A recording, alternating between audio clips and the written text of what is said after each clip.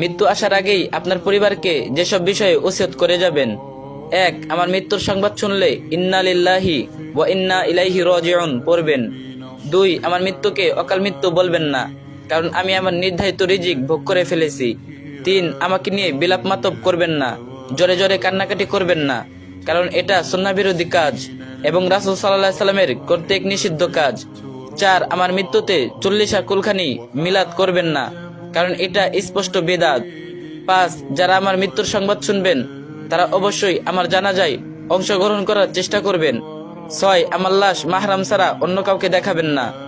7. আমার লাশকে সুন্দরভাবে বিশ্বস্ত মানুষ দ্বারা গোসল করানোর ব্যবস্থা করবেন। 8. লাশ দাফনে ইসলামিক রীতিনীতি অবলম্বন করবেন, সমাজের নয়। 9. আমাকে কবরস্থ করার পর কিছুক্ষণ সেখানেই থাকবেন আর পড়বেন আল্লাহুম্মা সাব্বিতহু, আল্লাহুম্মা সাব্বিতহু। আমার কবরের আযাব লাঘবের জন্য এবং মুনকার নাকিরের প্রশ্নের উত্তর যেন দিতে পারি সেই দোয়া করবেন, আল্লাহুম্মা সাব্বিতহু আলাল ঈমান।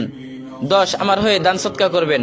আমার সদকা জারিয়া চালু থাকলে সেটার খবর নেবেন, সেগুলোকে সমুন্নত করার চেষ্টা করবেন। 11. আমার মৃত্যু থেকে এই শিক্ষা নিয়ে ফিরে যাবেন, আপনারও সময় অতি নিকটে।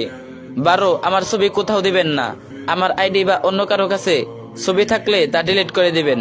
বাসায় আমার ছবি থাকলে ফেলে দিবেন, দেয়ালে ঝুলিয়ে রাখবেন না। 13. আমার পাওনা আমার পরিবারকে ফিরিয়ে দিবেন, না পারলে আমার জন্য সদকা জারিয়া করবেন, তাও না পারলে আজীবন আমার জন্য দোয়া করবেন, আমি ক্ষমা করে দিব ইনশাল্লাহ। 14. আপনি আমার কাছে কিছু পেয়ে থাকলে আমার জীবিত অবস্থায় আমার কাছে চেয়ে নেবেন, আর যদি মরে যাই পরিবারের কাছে চাইবেন। পরিবারের লোকদের বলবো আপনারা তাদের পাওনা দয়া করে দিয়ে দিবেন, আর পরিবার না দিলে আল্লাহর জন্য আমাকে ক্ষমা করে দিবেন, এতে আল্লাহ আপনাকেও ক্ষমা করবেন। 15. আমার জন্য বেশি বেশি দোয়া করবেন, আমার নামে গীবত করবেন না, কারণ আমি আল্লাহর স্থানে পৌঁছে গেছি।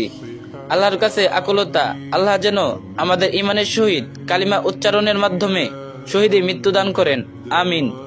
এই ভিডিওটি আরেকজনের সাথে শেয়ার করে মৃত্যুর কথা স্মরণ করিয়ে দেন, আর যে যত পারেন কপি লিংক করে দিন।